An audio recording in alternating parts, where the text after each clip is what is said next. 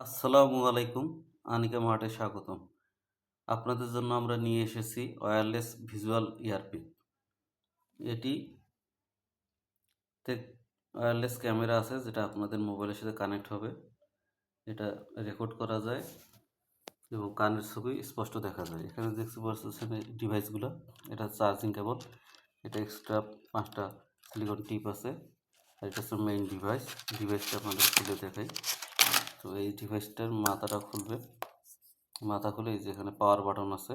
পাওয়ার বাটনটা আপনারা একটু চেপে ধরবেন, চেপে ধরলে এলইডি লাইটটা জ্বলে উঠবে।